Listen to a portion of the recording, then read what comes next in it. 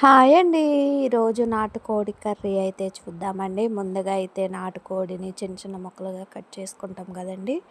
ఒక గిన్నెలో వేసుకొని వాటర్ పోయేంత వరకు బాయిల్ చేసుకోవాలండి.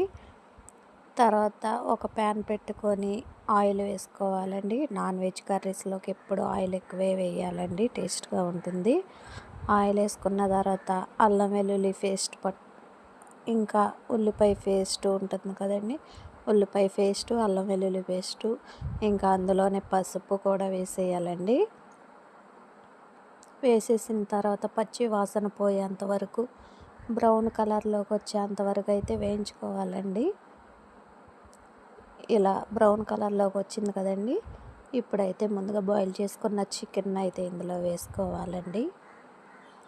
చికెన్ కూడా ఒక 5 నుండి 10 నిమిషాల మధ్యలో అయితే ఆయిల్లో వేయించుకోవాలండి. నీచు వాసన రాకుండా ఉంటుందండి. తప్పకుండా ట్రై చేయండి.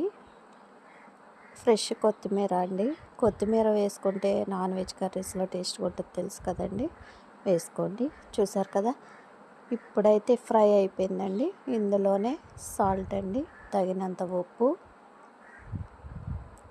కారం అండి. కారం కూడా నాన్ వెజ్లోకి ఎక్కువ అంటే ఎక్కువ పడుతుంది, చూసుకొని వేసుకోండి అండి మీ కారం తగ్గట్టు.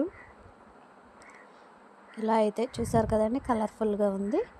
తిప్పేసుకున్నాక నాటుకోడి గట్టిగా ఉంటుంది కదండి, వాటర్ అయితే ఎక్కువే వేసుకోవాలండి. ముక్క మునిగేంత వరకు అయితే వేసుకోవాలండి. ఖచ్చితంగా 15 to 20 మినిట్స్ అయితే ఉడుకుతుంది. చిన్న ఎగ్స్ ఇంకా గుడ్ల చీరనైతే తీసుకున్నాను కదండి, అదైతే వేసుకుంటున్నాను. ఇప్పుడు ఈక్వల్ బాయిల్ అయిద్దండి. ఒక 15 and 20 మినిట్స్ మధ్యలో అయితే ఇలా అయితే అయిపోయిందండి కర్రీ. ఇప్పుడు ఇందులోనే ధనియాల పౌడర్ ఇంకా చికెన్ మసాలా అయితే వేసుకోండి. లాస్ట్ ఫైనల్ టచ్ కొత్తిమీర అయితే వేసుకోండి. చాలా టేస్ట్గా ఉంటుంది. తప్పకుండా ట్రై చేయండి. Thank you for watching. Please subscribe చేయండి.